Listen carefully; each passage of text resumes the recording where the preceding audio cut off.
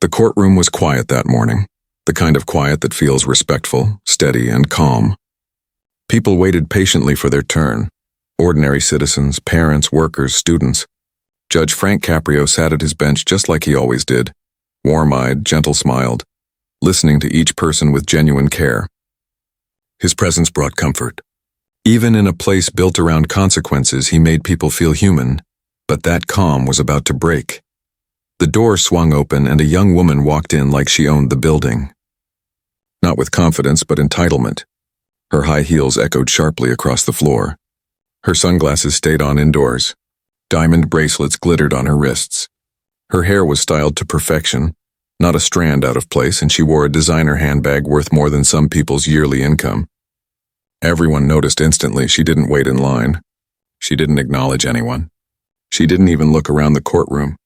She walked straight to the front, past people who had been waiting, past an elderly couple, past a single mother with a crying toddler. Not a single "excuse me," not even a glance. The clerk looked confused. "Ma'am, please take a seat. You'll be called when—" She raised her hand, silencing him without a word. Judge Caprio looked up slowly, observing her with the calm patience of someone who has seen every kind of person walk into his courtroom. "Miss," he said gently, "please step back and wait until your case is called." She smirked, removed her sunglasses, and spoke words that made the room freeze. "No, let's just get this over with," she said. "I don't have time for this. I own people like you." The room inhaled, hard. You could feel the shock. The disbelief turning into discomfort, and then into something heavier. Judge Caprio didn't react immediately. He didn't raise his voice. He didn't show anger. He simply looked at her deeply, thoughtfully, as if he was trying to understand what kind of life teaches someone to speak like that. Her chin was lifted. Her eyes were cold. She wasn't nervous, embarrassed, or shaken. She was convinced, absolutely convinced, that power was her birthright. That money was authority, that other people were lesser, and in that moment, everyone in that courtroom knew something unforgettable was about to happen. Her name was Alyssa Goldwell, and she was the daughter of one of the wealthiest real estate developers in the entire state. Her family owned luxury hotels, private resorts, half-finished skyscrapers, and a fleet of cars most people only saw in magazines. She had grown up in a world where everything was delivered before she even asked. Doors opened for her, rules bent for her, and consequences, she had never truly met one. The courtroom clerk finally found her file and announced the case number. The violation was simple: parking in front of a fire hydrant, blocking public emergency access. A ticket that would normally cost around $100. But to Alyssa, the amount wasn't the issue. The issue was the idea that she had to be judged by someone she considered beneath her. As she stood before Judge Caprio, the contrast between them was striking. He was composed, steady, gentle in his expression.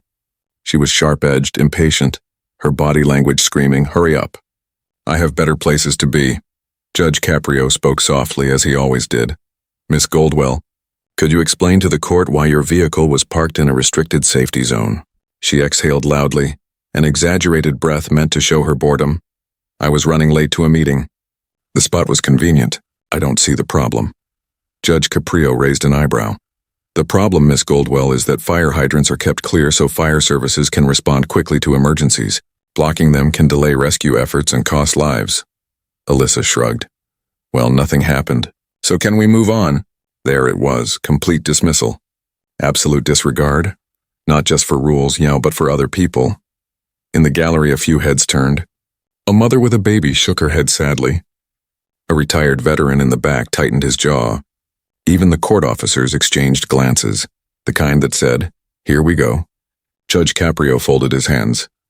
"Miss Goldwell, this courtroom treats everyone equally," he reminded gently, "whether rich or poor, powerful or ordinary."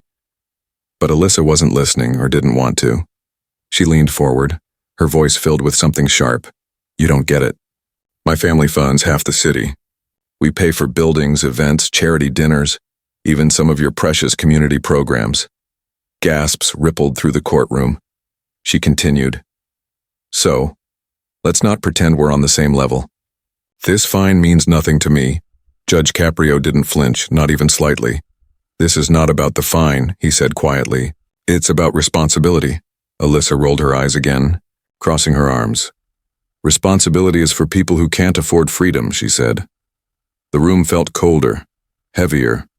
Her words didn't just show arrogance, they showed disconnect. She genuinely couldn't imagine a world where people struggled, where rules protected lives, where everyone deserved dignity. Judge Caprio took a slow breath. He had met angry people, scared people, people who made mistakes. But this was different. This was someone who didn't understand respect because she had never needed to show it. And soon, she was about to learn why respect matters more than money ever could. The courtroom felt tense now, like the air had grown heavy. Even those who had simply come to pay a fine sensed something meaningful was happening. This was no longer about a parking ticket. It was about character. Judge Caprio kept his voice steady. Miss Goldwell, the issue is not your wealth. It is your attitude toward others. Alyssa didn't blink. She didn't soften. In fact, she laughed. Not a loud laugh, but the kind that drips with sarcasm. Others? She repeated. You mean them? She pointed not at one person, but at the entire room. The single mother. The factory worker. The elderly couple. The student. The retired veteran. People who had taken buses to get there. People who had taken time off work. People who respected the process even when it was inconvenient. Alyssa's voice sharpened. Let's stop pretending. These people follow rules because they have to. I follow rules only when they make sense to me. A collective, uneasy exhale swept the room. Even the court officer, a broad-shouldered, calm man who rarely reacted, shifted his stance. Judge Caprio leaned forward slightly. Miss Goldwell, he said slowly, laws are not suggestions. They apply to all of us. She crossed her arms again. Her chin lifted defiantly. My father tells me all the time, life is about positioning. If you're above others, you don't follow their rules. Silence. Deep, stunned silence. And then something else happened. Something no one expected. An older woman seated near the back stood up. She was wearing a faded brown coat, her hands trembling slightly as she leaned on her cane. She had been quiet the whole time, but now her voice carried. Young lady. Firefighters saved my son's life because they reached him in time. The room turned. If they had been delayed even 1 minute, her voice cracked. My boy would be gone. Alyssa's expression faltered for just 1 second, but the ego returned quickly. That's unfortunate, she replied dismissively. But it has nothing to do with me. The courtroom inhaled sharply, painfully. Judge Caprio's face changed, not angry, not offended, just deeply, deeply saddened. Miss Goldwell, he said quietly. You didn't block a parking space. You blocked a lifeline, Alyssa scoffed. Are we done here? Judge Caprio paused long enough that the entire room leaned into the stillness. Then, for the first time in the hearing, his voice carried authority, quiet, firm, unwavering. Miss Goldwell, I am prepared to issue judgment. But before I do, I want you to understand something. She raised an eyebrow, unimpressed.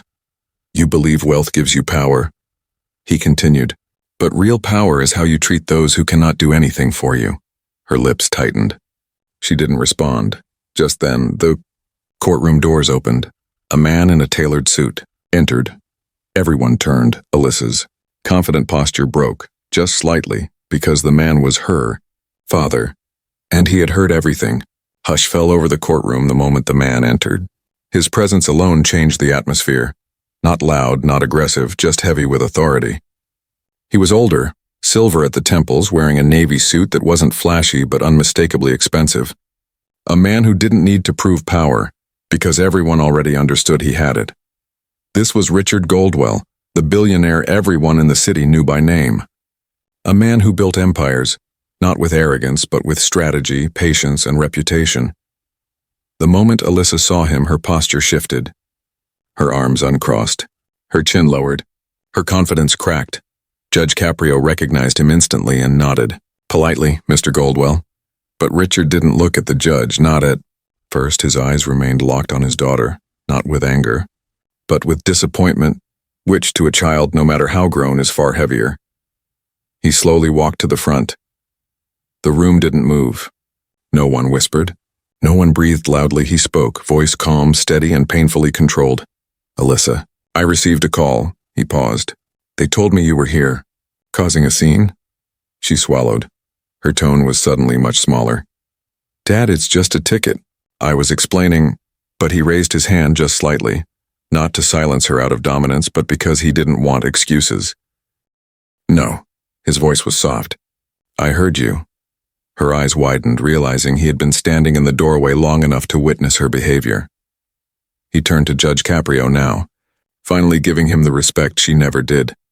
Your Honor, I apologize deeply, Judge Caprio nodded. He didn't smile. He didn't soften. He simply acknowledged the sincerity. Richard looked back at Alyssa. We have built our family name on dignity, responsibility, service. He gestured around the room. None of this means anything if we forget that every person deserves respect.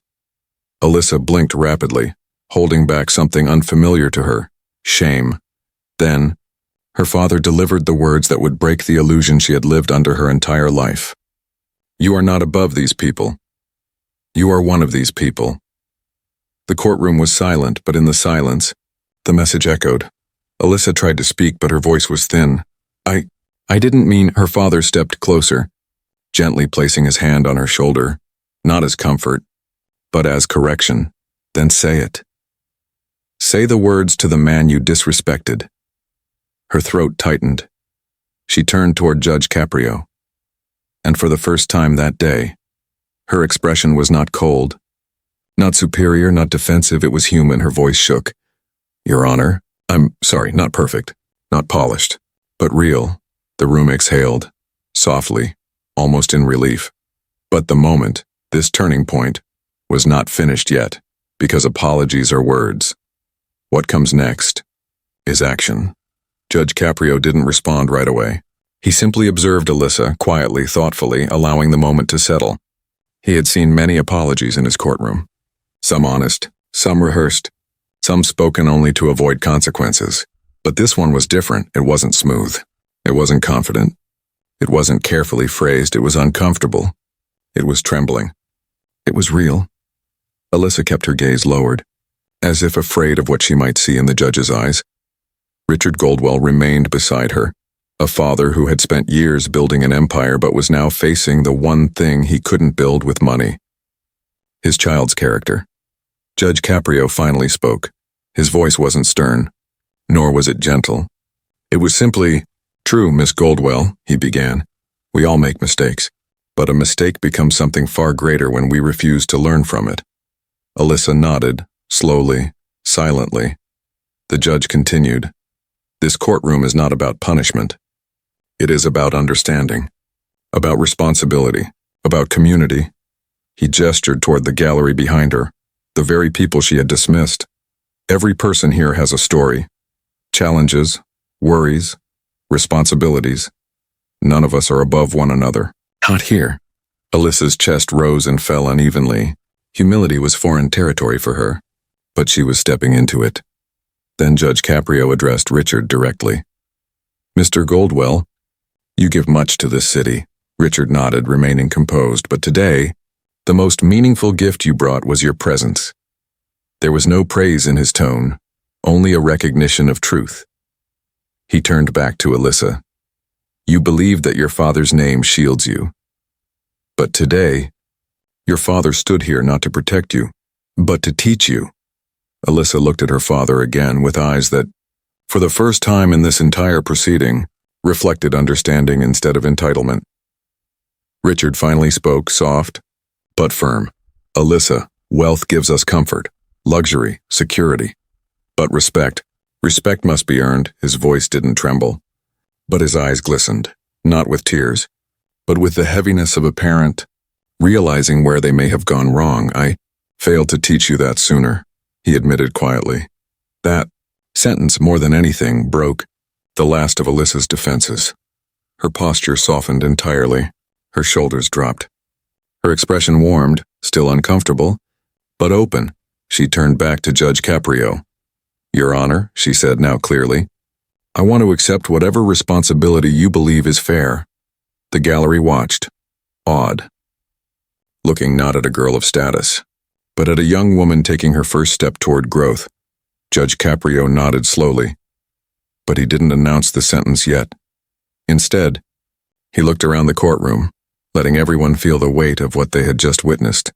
A transformation rooted not in force, but in realization, because the true turning point in a person's character is not when they are humbled, it's when they allow themselves to learn. Judge Caprio let the silence linger for a few moments longer. Not to shame her, not to make her uncomfortable, but to let the lesson settle deeply. Growth doesn't happen in noise. It happens in those quiet moments when we finally listen. He folded his hands and spoke gently. Miss Goldwell, the court is not here to break you. It is here to help you become better. Alyssa nodded, eyes lowered. This time she wasn't rolling her eyes, smirking, or dismissing anything. She was present. Judge Caprio continued. You have resources many people in this city will never have. But resources are not the same as value. Your true value is in what you choose to do for others. He paused, letting her take that in. So here is my judgment. The courtroom leaned in, everyone waiting. Your parking fine will not be monetary. Alyssa looked up, surprised. Money was the one consequence she expected to face. The easiest one for her. Instead, you will complete 20 hours of community service at the Elm Street Homeless Outreach Center. A ripple of murmurs moved through the courtroom. Alyssa swallowed. Community service? She didn't sound upset, not the way she would have just moments ago. She sounded unsure, maybe even intimidated. Judge Caprio nodded. Yes, you will serve meals, sort donations, speak with residents, learn their names, hear their stories. Another pause. And you will go there not as Miss Goldwell, daughter of a billionaire, but as Alyssa, a member of this community. Her father closed his eyes, exhaling slowly, relief washing through him. This is what he had hoped someone would say. Alyssa looked at Judge Caprio, her voice steady but soft. I can do that, not forced, not resentful, just willing. Judge Caprio offered the faintest, warmest smile. Good. Because the purpose of this courtroom is not to punish your past, it is to shape your future. The tension that had filled the room since her arrival seemed to dissolve. The gallery relaxed. The officers stood easier. Even the tired mother with the toddler looked hopeful, because something rare had happened. Not just justice, growth. Richard placed a hand again on Alyssa's shoulder. This time she didn't flinch. She didn't resist. She leaned into it just slightly. A silent exchange passed between them. I'm learning. I'm here. I will do better. Alyssa turned back to Judge Caprio. Thank you, Your Honor. The words were simple, but this time, they came from a place of sincerity. Judge Caprio nodded once more. Court is adjourned. The gavel tapped gently, not with finality, but with closure, as Alyssa and her father walked out together, side by side, not as billionaire and heiress, but as father and daughter. Everyone in the courtroom understood. Money can buy comfort, but character must be earned. There was no dramatic exit. No applause. No spectacle. Just change, quiet, real, human. The courtroom slowly emptied that day, the way it always does. Quiet footsteps, hushed voices, doors closing one by one. But something lingered in the air long after everyone had gone. Not tension, not conflict, a lesson, a reminder, a reflection of what it means to be human. Alyssa walked out of the courthouse not as the untouchable, unstoppable heiress who believed the world existed to serve her. She walked out as someone who had just met herself for the very first time. And sometimes that is the hardest meeting of all. Because humility isn't something we are born with. It is something life teaches us if we are willing to learn. And that is what this story is truly about, not the ticket, not the courtroom, not even the mistake, but the moment we choose to change. Judge Caprio did not embarrass her. He did not tear her down. He did not humiliate her. He showed her something far more powerful. Respect is not given because of status.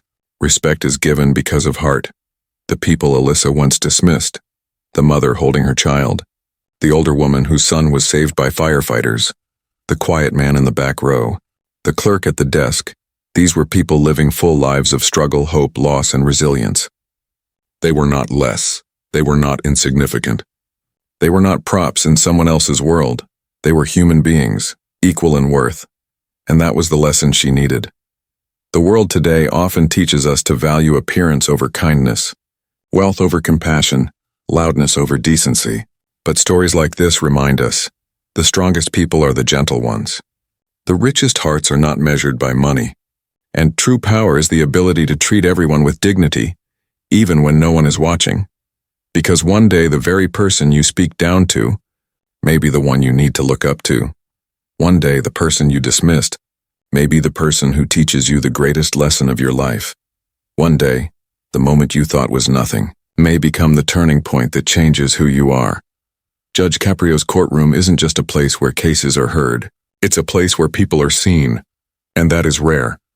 So to everyone reading this, watching or listening, if you believe humility is real strength, if you believe kindness is not weakness, if you believe respect belongs to everyone, type respect in the comments. Let the world see there are still hearts that understand this. And before you go, tell me where you're watching from. I want to acknowledge every city, every country, every person who still believes in goodness, because there is something powerful in knowing. We are different in our struggles, our stories, our journeys, but we are equal in dignity, and that is what truly makes us human.